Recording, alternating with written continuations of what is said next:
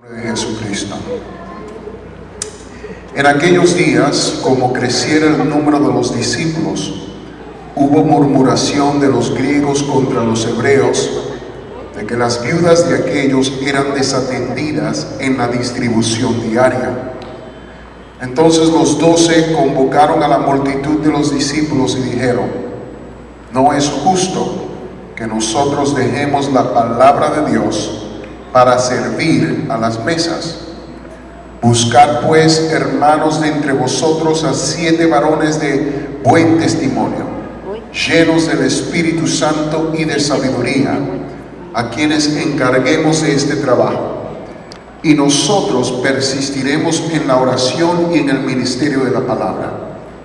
Agradó la propuesta a toda la multitud, y eligieron a Esteban, varón lleno de fe y del Espíritu Santo, a Felipe, a Prócoro, a Nicanor, a Timón, a Pármenas y a Nicolás, prosélito de Antioquía, a los cuales presentaron ante los apóstoles, quienes orando les impusieron las manos, y crecía la palabra del Señor, y el número de los discípulos se multiplicaba grandemente en Jerusalén.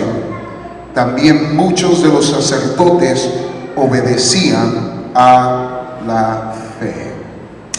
En esta tarde quisiera predicarles algunos minutos con este título: el mismo ministerio. Amén. El mismo ministerio. El mismo ministerio. Gracias, Señor, te damos por tu palabra. Pedimos, Señor, que seas tú el que nos ayude a no solamente predicarla, pero que el pueblo sea edificado a través de tus palabras. En el nombre poderoso de Jesucristo. Amén y gracias. Dios les bendiga, hermanos, y puede tomar su asiento en esta tarde. Cuando el baloncetista LeBron James jugaba con el equipo del Miami Heat, un entrevistador le preguntó acerca del peso que sentía de ganar un campeonato, porque hasta este tiempo todavía no había ganado un campeonato, y como se decía que era el mejor del mundo, entonces decían que tenía un peso sobre él de ganar un campeonato en la liga. Pero él respondió de esta manera. Él dijo: yo no siento esa presión, porque toma más de un solo jugador para ganar un campeonato. El campeonato se gana con un equipo, pero el equipo no solo está compuesto de jugadores. Mucho antes del partido se solicita el esfuerzo de una empresa completa, trabajando con un mismo propósito. El esfuerzo de personas que nunca cargarán un trofeo y que nunca serán entrevistados. Sus nombres no saldrán en las redes sociales ni en las redes de comunicación, pero serán de igual importancia a la victoria de los jugadores. Porque si el equipo de mercadeo no hace su trabajo bien, entonces los fanáticos o los hinchas no asisten al partido. Y si ellos no asisten al partido, entonces no tendríamos la energía que ellos proveen para competir en ese día. Y supongamos que ellos lleguen al estadio. Si los que trabajan en el estacionamiento no hacen su trabajo, entonces llegan tarde al evento. Y si los ujieres no hacen su trabajo de sentar a la multitud en su lugar correspondiente y de darle prioridad a la comunidad de la gente, entonces pudiéramos tener peleas en las gradas, a personas de mal humor, a nadie poniéndole atención al partido, y a consecuencias el equipo no recibe la energía necesaria, lo cual pudiera causar que perdamos. Es decir, toma más que solo un jugador estelar para ganar un campeonato. Damas y caballeros, yo he llegado a la conclusión que para que una iglesia pueda experimentar victoria y crecimiento y progreso y madurez, se solicita a buenos hombres y a buenas mujeres que no estén interesados en el reconocimiento. No todos llegan a predicar, pero no todos fueron llamados a predicar. Y no todos llegan a dirigir alabanzas, pero es que no todos fueron llamados a dirigir alabanzas. No todos llegan a ser líderes de departamento, no todos llegan a tocar instrumentos. Los nombres de todos no saldrán en los folletos y los afiches, pero esta tarde les quiero comprobar bíblicamente que el servir en la guardería o en el departamento de audiovisuales o como mujer o como recepcionista o limpiadora o en construcción o en administración, hospitalidad, diseño gráfico, preparación de alimentos y todos los demás ministerios son tan importantes al crecimiento de la iglesia como lo es la predicación de la palabra. Gloria a Dios. Hoy yo quiero honrar a los ministros desconocidos que están cambiando al mundo. Ministros desconocidos en nuestras iglesias que están cambiando al mundo. Cuando leímos este texto, uno de los temas principales del libro de los Hechos fue el crecimiento exponencial de la iglesia primitiva. Cuando leemos este libro de los Hechos, nos damos cuenta que Lucas, el autor, menciona el crecimiento de la iglesia seguidamente y en específico nos da números para darnos una idea de cómo la iglesia crecía tan rápidamente y cómo el evangelio se estaba promulgando alrededor del mundo. Mire en Hechos 2:41, así que los que recibieron su palabra fueron bautizados y se añadieron aquel día como 3,000 personas.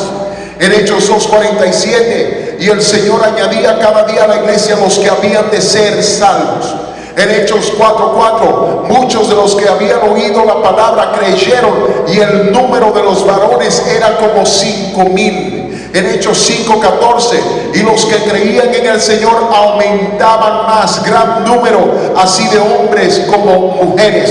En Hechos 9:31, entonces las iglesias tenían paz en toda Judea, Galilea y Samaria y eran edificadas andando en el temor del Señor y se acrecentaban fortalecidas por el Espíritu Santo. En fin, hay un sinnúmero de versos donde Lucas aquí nos dice la iglesia está creciendo. No se puede negar que la iglesia desde su comienzo tuvo gran crecimiento, pero con gran crecimiento también vinieron graves problemas. Y nosotros tenemos una tendencia muchas veces en cuanto de romantizar a la iglesia primitiva como que si fuese una iglesia perfecta. He escuchado a muchos decir, es más, yo también lo he dicho algunas veces, oh, si pudiéramos ser como la iglesia primitiva. Pero hermanos, en algunos aspectos sí, pero no en todos los aspectos. Porque aunque hubo gran crecimiento y sí hubieron ocurrencias sobrenaturales y crecimiento espectacular, pero muchas veces nos olvidamos que la iglesia primitiva también fue una iglesia bastante problemática. El crecimiento trajo nuevos retos. Nos olvidamos muchas veces de Ananías y Zafira, como le mintieron al Espíritu Santo. Nos olvidamos que Simón el mago buscaba comprar el Espíritu Santo para manipular a la gente.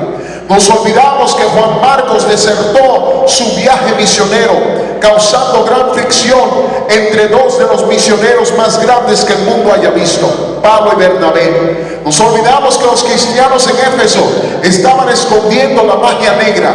Ignoramos que un tal Apolos no enseñaba la doctrina sana y Priscila y Aquila tuvieron que enseñarle el camino de Dios más atinadamente. Es decir, el crecimiento trajo consigo grandes problemas y hay mayores retos que se presentan en medio del crecimiento.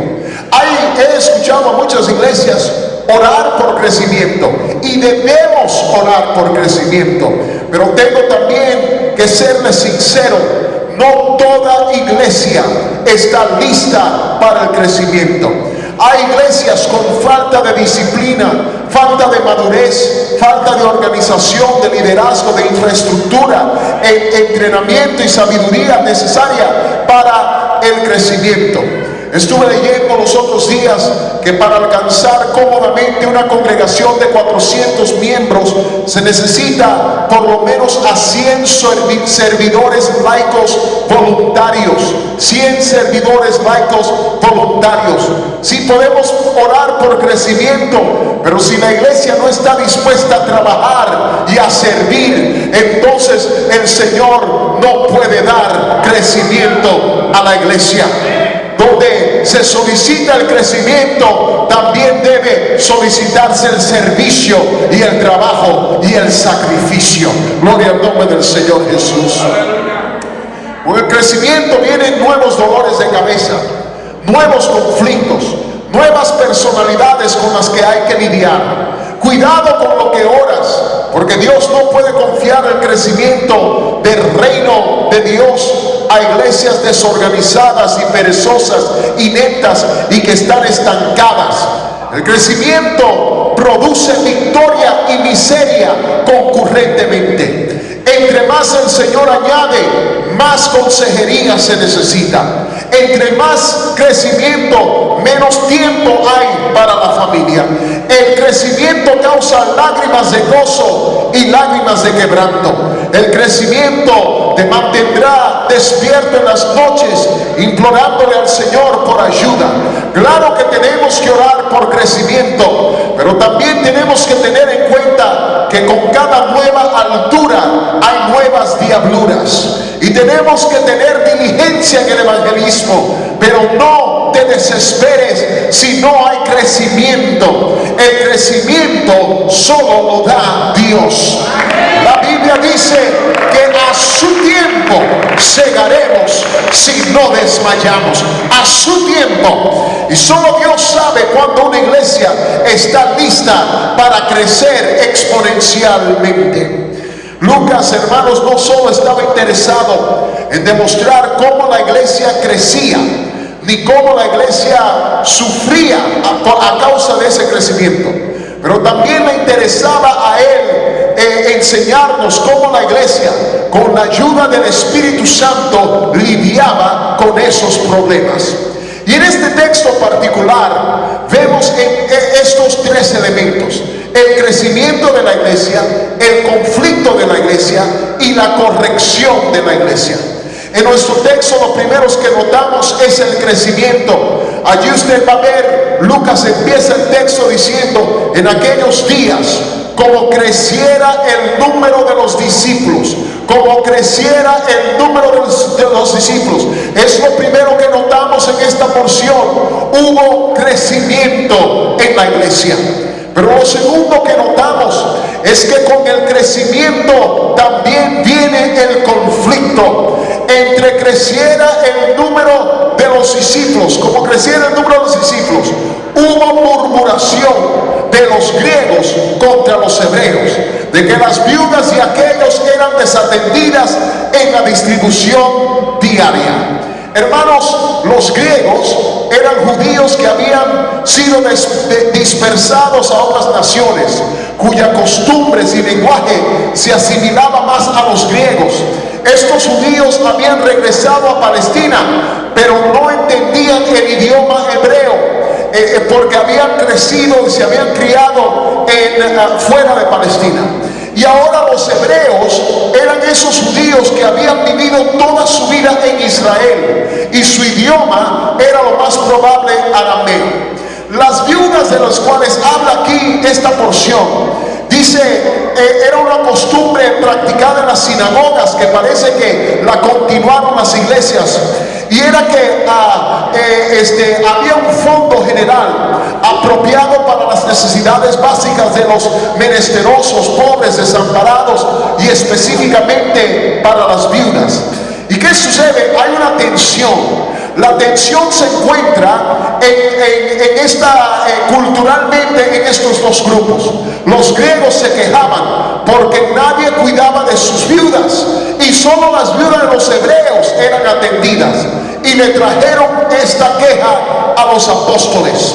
Y aquí notamos algo. Lo tercero que notamos es la resolución de este conflicto. ¿Cómo resolucionó este conflicto la iglesia primitiva? como la iglesia corrigió el conflicto, los discípulos se reunieron y para discutir el caso y llegaron a esta conclusión, que ellos no podían lidiar con este problema solos, necesitaban ayuda.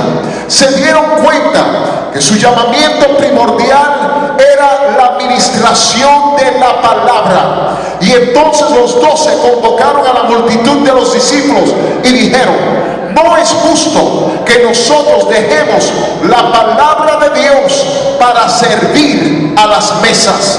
No es justo que nosotros dejemos la palabra de Dios para servir a las mesas. Hermanos queridos, aquí hay algo muy especial con lo cual tenemos que prestarle bastante atención, y es esto: a esos que Dios ha llamado para el ministerio de la palabra de Dios a tiempo completo, pecan cuando le dan prioridad a otros elementos del ministerio que no sea la predicación y enseñanza de la palabra de Dios. Escuche esto porque es bastante importante. No es justo que hayan pastores y líderes entre nosotros que han sido llamados al ministerio de la palabra de Dios, que anden por allí pintando paredes, martillando, asando carne, barriendo, aspirando la iglesia, limpiando baños, manejando autobuses, dirigiendo el coro, consumiendo todo su tiempo en consejería y etcétera. ¿Sabe por qué? La prioridad bíblica de un pastor no es la administración, no son los asuntos legales de la iglesia, no son los asuntos, hermanos, monetarios de la iglesia. La prioridad del pastor es la administración de la palabra de Dios, el predicar y enseñar la palabra de Dios. Gloria a Dios. Ellos habían sido llamados a ministrar la palabra de Dios, pero su tiempo y energía estaba siendo usado para servir a las mesas. Y finalmente concluyeron lo siguiente: nosotros persistiremos en la oración y en el ministerio de la palabra. En otras palabras, no podemos seguir trabajando fuera de nuestro llamamiento. Nuestro llamamiento fue predicar y enseñar la palabra de Dios. Hermanos, el trabajo del pastor es de capacitar a la iglesia por medio de la palabra para que los santos hagan la obra del ministerio. Eso es lo que nos dice Efesios capítulo 4. Efesios 4 dice: y él mismo constituyó a unos apóstoles, a otros profetas, a otros evangelistas y a otros pastores y maestros. ¿Para qué? Mira lo que dice Pablo: a fin de perfeccionar a los santos a la obra, para la obra del ministerio, para la edificación del cuerpo de Cristo. Es decir, amados hermanos, que los pastores están aquí a cargo de la palabra de Dios. ¿Para qué? A fin de perfeccionarlo a ustedes, para que ustedes hagan la obra del ministerio. Para eso es que existen los pastores, para eso es que existen los evangelistas, para que el pueblo a través de su predicación haga el ministerio, a fin de que el cuerpo de Cristo sea edificado. Gloria a Dios. Ellos dijeron: nosotros persistiremos en esto, porque no hay sustituto para este ministerio de la administración de la palabra. El ministerio de la palabra requiere una devoción completa, y no podemos dejar la administración de la palabra a medias. Necesita y merece toda nuestra devoción. Mira lo que hizo Pablo. Pablo dice de que al final del libro de los Hechos nos damos cuenta que durante 2 años él no cesó, dice la palabra del Señor, de enseñarles de día y de noche la palabra de Dios. Es decir, Pablo persistió en la palabra. A eso se dedicó: predicar y enseñar la palabra de Dios. Y alguien preguntó: ¿y cuándo tuvo tiempo para pintar paredes y para visitar enfermos y para hacer tal cosa? Claro que hay tiempo para todo eso, pero esa no es la prioridad de un pastor. Esa no es la prioridad del ministerio que Dios ha puesto sobre esta iglesia. No, claro que debemos hacer tiempo para esas cosas, pero un pastor, su prioridad es de ser maestro, es de predicar y enseñar la palabra del Señor. Gloria a Dios. Eso fue lo que le encargó Pablo a su hijo en la fe, Timoteo. Pablo encargó a Timoteo, el cual iba a ser pastor de pastores allá en Éfeso, y él le dice en su libro: esto manda y enseña. Ninguno tenga en poco tu juventud, sino sé ejemplo a los creyentes en palabra, conducta, amor, espíritu, fe y pureza. Entre tanto que voy, ocúpate en la lectura, la exhortación y la enseñanza. Escuche lo que le dice aquí. No le dice ocúpate en visitar a los hermanos, no le dice ocúpate en ir a todos los cumpleaños de los hermanos y todas las quinceañeras. No, le dice ocúpate en tres cosas: la lectura, la exhortación y la enseñanza. Y no descuides el don que hay en ti, que te fue dado mediante profecía con la imposición de las manos del presbiterio. Ocúpate en estas cosas, permanece en ellas, para que tu aprovechamiento sea manifiesto a todos. Si no me creen, hermanos, en 1 de Timoteo también usted va a ver esto. 1 de Timoteo 5:17, la Biblia dice: los ancianos que gobiernan bien. Los ancianos era otro nombre también sinónimo con pastores, y dice: los ancianos que gobiernan bien sean tenidos por dignos de doble honor. Pero escuche esto, dice mayormente, porque habían dos tipos de ancianos, pero mire lo que dice aquí: mayormente los que trabajan en predicar y enseñar. Los que trabajan en predicar y enseñar, es decir, ese es su trabajo, ese es su oficio, esa es su vocación, el enseñar y el predicar. Gloria al nombre del Señor. En Hebreos 13:7 dice: acordaos de vuestros pastores. ¿Y cuál es la calificación de este pastor? Sigue diciendo que os hablaron la palabra de Dios, que os hablaron la palabra de Dios.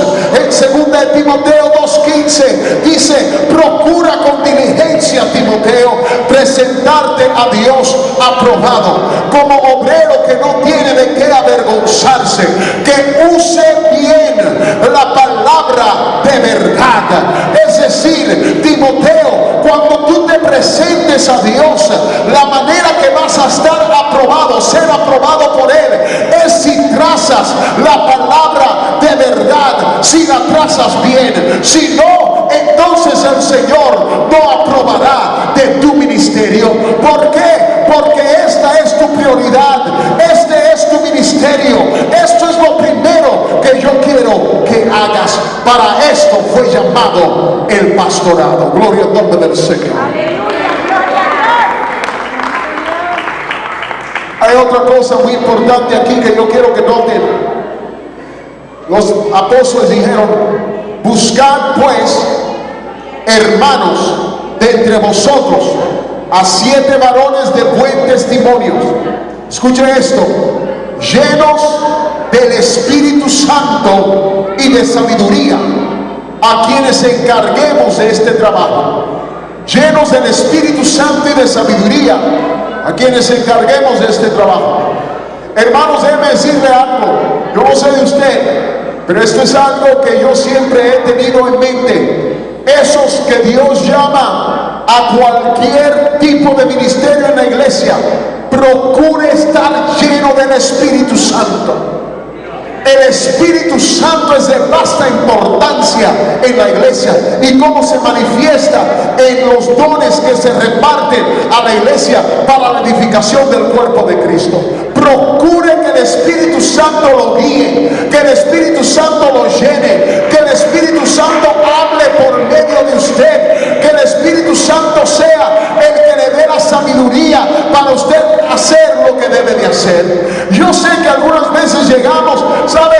Y tomamos algunos ministerios livianamente y solo son niños y yo voy a llegar a la escuela dominical, no tengo ni que prepararme. Hermanos, así no fue con esta iglesia. Ellos dijeron, solo vamos a emplearlos en repartirle pozole a las viudas, pero ¿sabe qué? Vamos a escoger a 7 varones llenos del Espíritu Santo, llenos del Espíritu Santo, para que sirvan a las mesas. Hermanos, a mí no me importa si solamente usted dice, no, yo solo soy anfitrión aquí en mi casa para los grupos de amistad. Eso es todo lo que, hermanos, procure estar lleno del Espíritu Santo. ¿Sabe por qué? Porque usted no sabe, como lo sabe el Espíritu Santo, lo que necesita cada alma que llegue a su hogar, lo que ande buscando el corazón de cada alma. Procure estar lleno del Espíritu Santo de Dios. Bueno, estaba leyendo que en los primeros 7 minutos que llegue un invitado a su iglesia, va a decidir en esos primeros 7 minutos si esa va a ser su iglesia o no. Si va a regresar, lo va a decidir en los primeros 7 minutos que entre por las puertas de su iglesia. ¿Sabe lo que quiere decir eso? Que antes de llegar a conocer al pastor, antes de escuchar la palabra, antes de conocer quién es la esposa del pastor y todo esto, antes de eso, este visitante va a decidir si va a regresar a su iglesia o no. Hermanos, si ese es el caso, entonces yo quiero que las primeras personas que vengan en contacto con esta gente estén llenas del Espíritu Santo. Por el nombre del Señor. Lo peor del mundo es tener a una mujer o a una recepcionista que no esté llena del Espíritu Santo y de la sabiduría de lo alto. Yo quiero que cada músico, antes de pasar aquí, que esté lleno del Espíritu Santo. Yo quiero que cada ministro, que cuando le dé la mano a alguien, que el Espíritu Santo se pueda sentir en el corazón. Yo quiero que cualquier persona que esté involucrado en el ministerio, que esté lleno del Espíritu Santo. Hace 7 años atrás, yo pasé por lo peor en toda mi vida. El 2012 fue un año bastante difícil para mí y para mis hijos.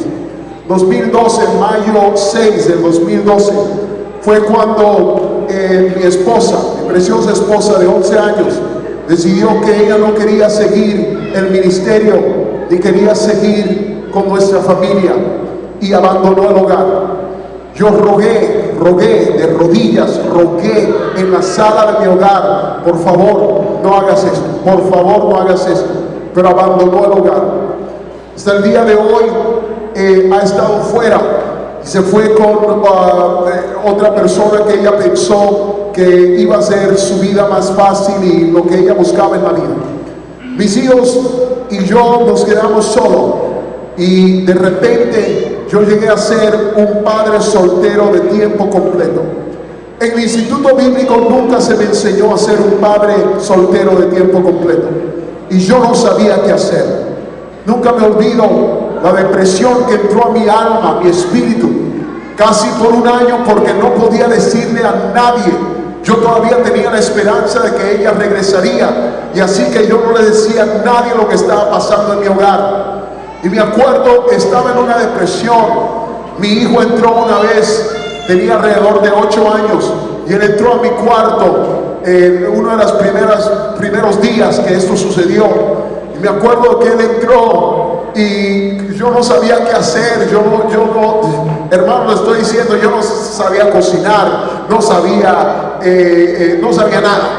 Y llegó mi hijo y me dijo, Dad, con todo respeto, porque él sabía lo que estaba sucediendo, pero el pobre ya no podía más, y entró al cuarto y me dijo, Dad, papi, tengo hambre.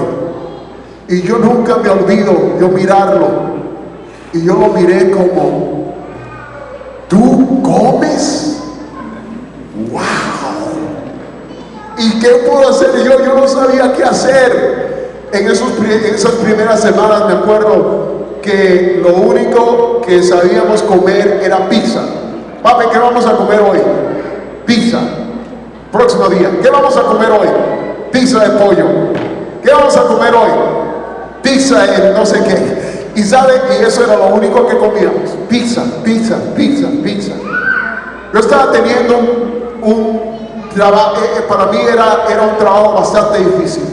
Me tenía que despertar temprano todas las mañanas, llevar a los niños a la escuela, regresarlo a buscar, hacer tarea con ellos, los llevaba a la iglesia, los llevaba a la escuela, hacía oficios.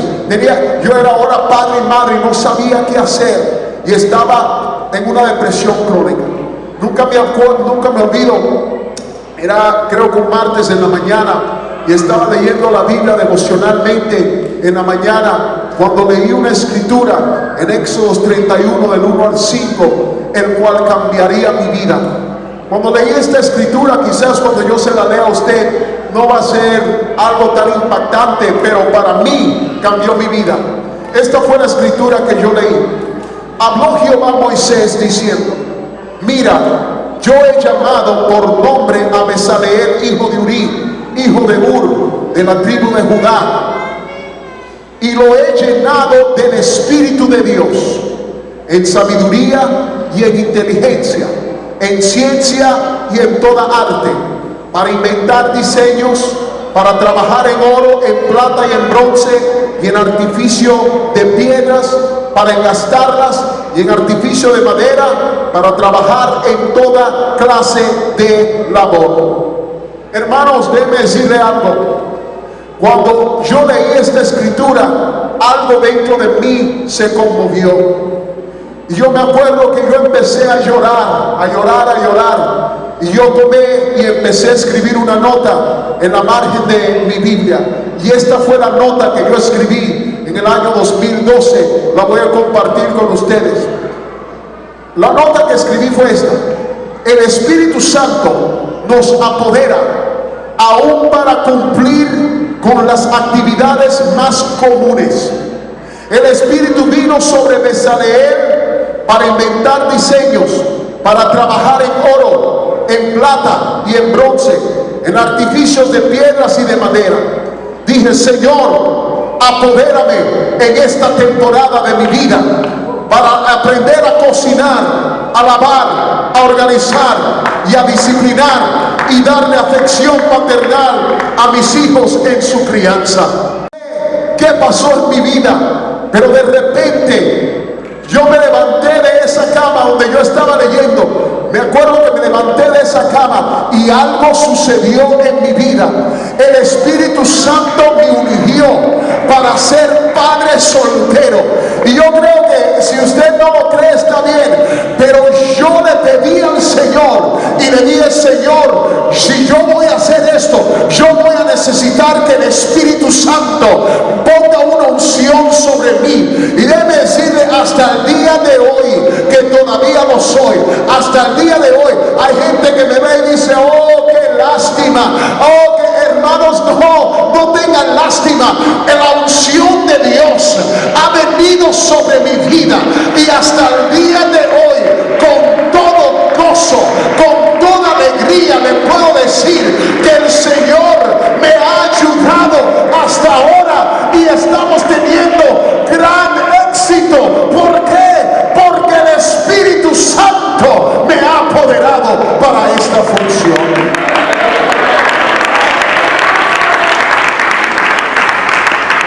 Y por eso es importante, yo le sugiero que usted busque el Espíritu Santo. No importa lo que usted esté haciendo en la iglesia, iglesia busque ser lleno del Espíritu Santo. Que el Espíritu Santo lo llene aún para recoger las ofrendas. Que el Espíritu Santo lo llene aún para darle la bienvenida a los visitantes. Que el Espíritu Santo lo llene en su vida cotidiana. Que el Espíritu Santo lo llene para darle comida a los pobres y a las viudas y a los menesterosos. ¿Por qué? Porque necesitamos la operación del Espíritu Santo en medio de la iglesia. Por el nombre de Jesús. Termino diciendo, estaba leyendo este texto y algo que en realidad me tocó. Dice: en aquellos días, como crecía el número de los discípulos, hubo murmuración de los griegos contra los hebreos, de que las viudas de aquellos eran desatendidas en la distribución diaria. Todos digan distribución. ¿Qué pasa? Que estaba leyendo esta palabra en el griego. La palabra griega para este verso, para esta palabra distribución, es la palabra diaconía, de donde sacamos la palabra diácono, y esa quiere decir servir o ministrar. La palabra diaconía. Y estaba mirando esta palabra para estudiarla un poco y estudiar el resto del texto. Lo estaba mirando en su idioma, en el griego, y noté que en el verso 4 también está esta misma palabra, diaconía. El verso 4 dice: los apóstoles hablando dijeron: y nosotros persistiremos en la oración y en el ministerio de la palabra. Cuando leí esa palabra ministerio, todos digan ministerio. En el primer verso, la distribución diaria está hablando acerca de darle comida a las viudas. En el verso número 4 está hablando acerca de la predicación de la palabra, el ministerio de la palabra. El ministerio de la palabra en el verso 4 es la misma palabra, diaconía. Ministerio de la palabra, diaconía. Es la misma palabra del verso 1, la distribución diaria. Distribución diaria, ministerio de la palabra, la misma palabra, diaconía. Y me di cuenta de algo al leer esto. Para Dios, la distribución a las viudas, el darle de comer a las viudas y el predicar la palabra de Dios detrás de un púlpito es el mismo ministerio. Es el mismo ministerio. Diaconía, es el mismo ministerio. Yo estaba en Los Ángeles, llegué a Los Ángeles y al llegar al aeropuerto hubo un hombre que me tocó el hombro y iban a buscarme a ir a predicar ese fin de semana. Y el hombre me tocó el hombro y yo miré y me dijo, él me dice, usted, en inglés me dijo: ¿usted es Noami Díaz? Yo le dije: depende de quién pregunta, porque, bueno, le dije: sí, soy yo. Me dijo: ok, yo quiero que usted sepa algo, yo le he rogado al Señor que me diera esta oportunidad. Yo le dije: ¿cómo así? Me dijo: sí, yo fui salvado por medio de su predicación. Su predicación yo me convertí, pero yo nunca lo he visto a usted en persona y nunca he estado en ninguno de sus eventos, y yo siempre le he pedido que me diera esta oportunidad de contarle este testimonio. Yo dije: wow, y ya estaba al punto de irme porque estaba tarde, teníamos que ir, esa noche era el primer culto y ya estaba listo para ir al culto, y así que yo le dije: bueno, me tengo que ir. Él dijo: no, pero deme 5 minutos. Yo le dije: bueno, está bien. Y él sacó de su bolsillo, me dio $100. Yo dije: no, yo tengo 10 a 15 minutos, lo que usted quiera. Con ese dinerito yo tengo cualquier tiempo que tú quieras. ¿Y sabe lo que sucedió? Él me contó, me dijo, necesito darte una historia. Yo era parte del cartel y yo era parte aquí de la región de todos Los Ángeles. Yo era uno de los que distribuía la droga en toda esta región. Él dice, para mí el dinero no era nada, era papel. Es más, en el primer cumpleaños de mi hijo, nosotros gastamos más de $100,000 en un cumpleaños de un niño que nunca va a llegar a acordarse lo que sucedió.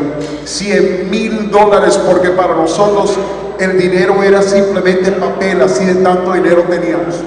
Yo tenía 3 casas ahí con todo tipo de carros lujosos, etc. Tenía mi esposa y mis 3 hijos. Pero ¿qué pasa? Él dice que no solamente estaba distribuyendo, sino que hacia el final empezó a usar también la droga. Empezó a usarla. Y cuando empezó a usarla, hubo problema en su hogar. ¿Y qué sucede? Que le dice la esposa tuvo problema con él porque estaba usando. Una noche él llegó a su hogar y la esposa y él empezaron a pelear y ella lo botó de la casa. Le dijo que ya no quería saber de él, que por favor se fuera. Él estaba endrogado y estaba borracho. Y él se puso a pensar y dijo, pero ¿para qué estoy yo aquí con esta mujer? Yo tengo todo el dinero, yo tengo todas estas casas, tengo mis carros. ¿Para qué sigo yo con esta familia? Y él le dijo, está bien, quédate tú con los niños y quédate con la casa y con tal y tal carro. Yo me voy de aquí, nunca me verás jamás.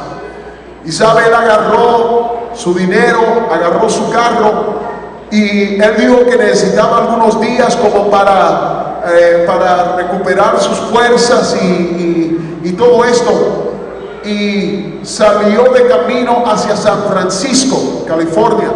Pero mientras iba, esto es a 6 horas de distancia en carro, mientras iba manejando, se estaba quedando durmiendo y se acordó de que tenía un primo que vivía cerca de una de las ciudades donde él estaba pasando. Y así que llamó al primo, le dijo, primo, necesito quedarme aquí una noche contigo si es posible. Necesito quedarme porque voy de camino, pero me estoy durmiendo en el camino. Y el primo le dijo, sí, está bien. Cuando llegó, se saludaron y antes de acostarse, el primo le dijo, bueno, primo, puedes quedarte aquí la noche. Lo único que te pido es que nosotros nos despertamos temprano en la mañana. Por favor, aquí no se hace bulla. Y número 2, aquí tampoco se usa ningún tipo de droga, ni alcohol, ni nada de eso. Y eso es lo que te pido. Si puedes cumplir con esas reglas, entonces aquí te puedes quedar. Y él dijo, está bien, está bien. Bueno, entró a su cuarto donde iba a dormir, pero él estaba acostumbrado a dormir con la televisión prendida. Y así que, como no había televisión en su cuarto, él salió a la sala para ver si podía ver algo hasta que le diera sueño de nuevo para acostarse. Y cuando salió a la sala era un hogar cristiano y empezó a poner ahí películas a ver si podía, pero en el folder donde estaban todos los DVDs, ahí solo habían películas de Disney, muñequitos y eso, y animación. Y no había películas que a él le agradaran. El primo no tenía cable, no tenía televisión así que él pudiera ver, y así que dice que él estaba aburrido de la vida, no sabía qué más poner. Cuando de repente había un disco que todavía estaba en la mesa de la sala, y cuando él la ve, no tiene, afuera no dice qué es, y él dice, esa tiene que ser una buena película. Y así que él agarró y la metió. Y cuando metió para tocar la película, no era una película, sino que un culto en un campamento distrital. Cuando él pone este culto, empezó a tocar. Y él dice que al comienzo de él ver eso, él dijo, oh no, yo no quiero ver eso. Él nunca había ido a una iglesia, pero dijo, no, eso no me interesa, eso es de locos. Pero dice que entre más miraba, más se entretenía, porque se estaba riendo de cómo vestían las mujeres, de cómo hablaba la gente, de cómo lloraba cuando cantaba la gente. Dice que algunos hasta brincaban y danzaban, y él decía que él estaba muerto de la risa, de la loquera que estaba sucediendo. Y después de todo esto, dice, y después pasaron al predicador, y el predicador llegó, y hoy el predicador eras tú. Y cuando llegaste, primero yo digo, bueno, ok, ahora es tiempo de apagar esto. Pero Dios sabe por qué no apagué el DVD a este tiempo. Dice, porque cuando llegaste empezaste a hablar español. Y cuando empezaste a hablar español, yo dije, yo nunca había oído a un negro hablar español de esa manera. Casi.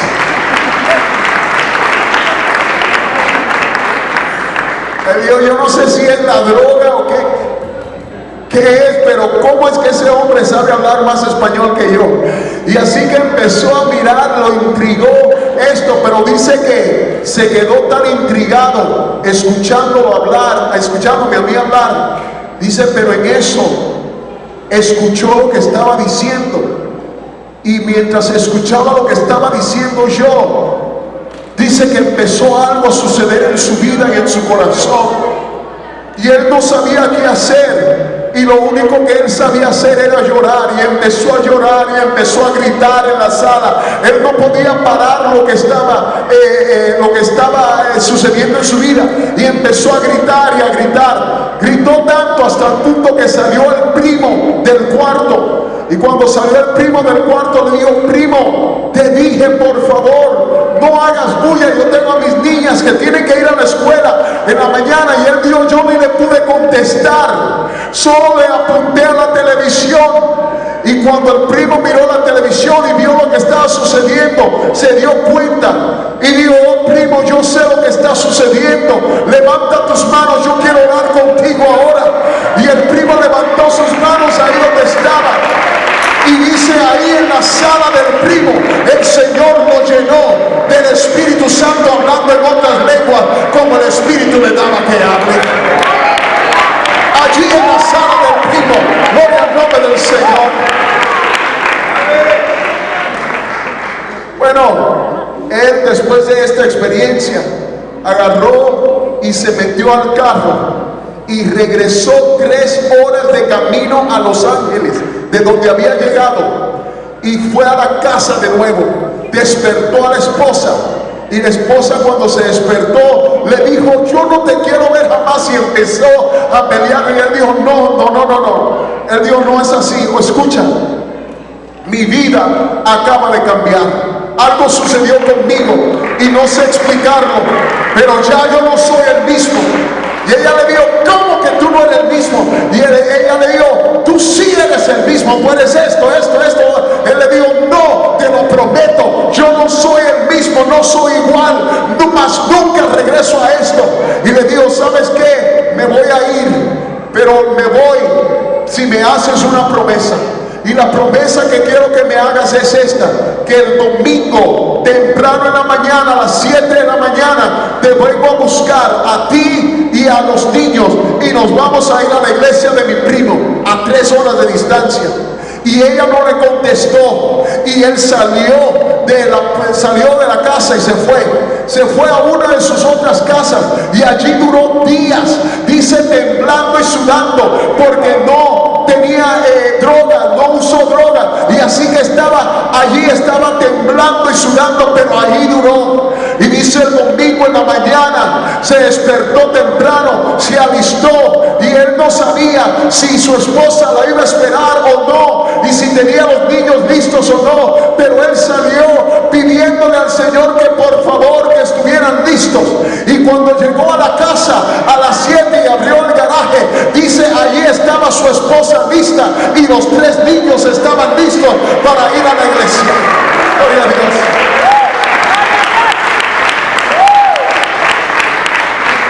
Se metieron al carro, y dice que viajaron 3 horas sin decirse una palabra. 3 horas sin decirse una palabra.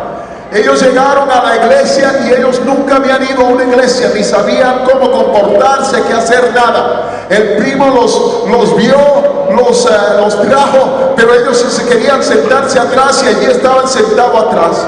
Y dice que mientras el culto estaba, él empezó a ver lo que él había visto en el video y él se sentía tan emocionado, pero él decía que ellos nunca habían llegado a una iglesia, su familia, y así que estaban como atónitos, estaban mirando, no sabían lo que estaba sucediendo. Dice que empezó a predicar el pastor, y cuando empezó a predicar el pastor, su corazón estaba compungido y él empezó a llorar. Pero escuche, era un hombre mafioso, un hombre macho, y él no quería que su esposa se diera cuenta que él estaba llorando, y así que él disimuladamente se limpiaba las lágrimas y no quería mirar a donde estaba ella. Pero dice que cuando él de reojo miró a ver si ella le estaba mirando a él, cuando él miró a ver, ella también estaba llorando.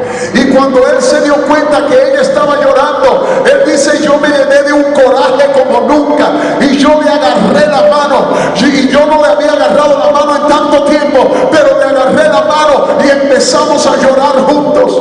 Él dice: yo no sé ni cómo, pero llegamos al altar de alguna manera u otra, y en ese día le dimos nuestra vida al Señor Jesucristo. Por el nombre del Señor. Él dice, me estaba contando y él ni sabía cómo contarme, pero decía: ahora el pastor me hizo sugier, yo soy el ujier del pastor, y yo soy el que lo cuido a él, y yo soy esto.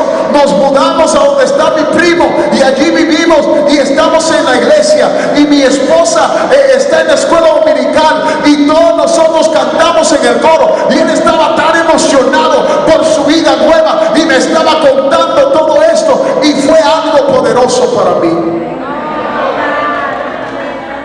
Cuando me monté al carro, le estaba contando la historia al hermano que fue a buscarme de lo que me acababa de suceder. Y mientras yo venía pensando en todo esto, lo que me acababa de suceder, estaba pensando yo: wow, Señor, gracias por usar mi vida tremendamente en este caso. Gracias por usarme de esa manera. Pero sabe, escuché al Espíritu Santo hablarme, y esto fue lo que me dijo: sí, yo usé tu vida, pero si no hubiera sido por el ujier que te trajo el agua para lubricar tu garganta mientras predicaba, la palabra de Dios no hubiera salido igual. Aleluya. Y si no hubiera sido por el sonidista que te dio suficiente volumen para que saliera todo claramente, tampoco la palabra se hubiera escuchado. Y si no hubiera sido por las mujeres que hicieron tamales todos los sábados para ir a venderlos, para levantar fondos, para que este campamento se diera, este evento no se hubiera dado, ese DVD nunca hubiera salido, ese hombre nunca hubiera escuchado, y esa familia todavía estuviera donde está. Y si no hubiera sido por el que estaba detrás de la cámara, ahí grabando el servicio, y que mientras su canción favorita estaba, no podía ni levantar las manos para adorar porque estaba en diaconía, estaba ministrando, estaba en ministerio, nada de esto se hubiera dado. Amados hermanos, estoy aquí para decirle: tú eres parte del ministerio, es el mismo ministerio, tú también eres parte de la diaconía, y el Señor también te ha llamado a ti para hacer una gran labor en este mundo que estamos viviendo. ¿Y sabe cómo termina el texto? Termina diciendo: y crecía la palabra de Dios, y gran multitud de discípulos se agregaban. ¿Sabe cuándo creció la palabra de Dios? Cuando los apóstoles finalmente decidieron: nosotros nos vamos, hemos descuidado la palabra, ahora vamos a regresar a predicar la palabra de Dios, y vamos a dejar que el pueblo haga el trabajo del ministerio. Gloria a Dios. Oh, amados hermanos, el Señor te está llamando a ti para hacer trabajo del ministerio. Habrá alguien aquí que diga: yo lo haré, yo iré, yo haré lo que tenga que hacer. No sé predicar, pero sí sé construir. No sé predicar, pero Señor, ayúdame en la música, ayúdame en el sonido, ayúdame en el diseño gráfico, ayúdame con los niños, ayúdame en algo. Yo quiero hacer algo para la obra de Dios. En el nombre del Señor les digo, es el mismo ministerio. Es el mismo ministerio. Levante la mano ahí donde usted está, gloria a Dios. Y yo quiero que usted le diga: Señor, ayúdame, Dios mío, ayúdame a hacer tu obra, ayúdame en este ministerio. Yo quiero hacer algo para tu obra, Señor. ¿En qué puedo servir? ¿Cómo puedo ayudar? Ayúdame, Dios mío. Yo quiero hacer, gloria a Dios, lo que tú mandes de mí, lo que tú quieras de mí, Señor. Aquí estoy. Mi alma, mi espíritu está dispuesto a trabajar para ti. ¿Cómo puedo cooperar, Señor, con tu obra? ¿Qué puedo hacer para traer gloria a ti, Señor? Aquí estoy. Es el mismo ministerio. Diaconía es el mismo ministerio. Gloria a Dios. Hoy yo quiero hacer un llamado. El primer llamado que voy a hacer a este altar es a personas aquí que digan: yo quiero unirme a la visión de esta iglesia. Yo quiero ser parte del ministerio. Yo quiero servir. Yo quiero ser parte de la diaconía. Yo quiero aquí hacer algo para la gloria de Dios. Yo quiero que mi vida cuente para la gloria de Dios. Yo quiero llamarte a que tú pases a este altar hoy en día. Te estoy llamando a ti, trabajador.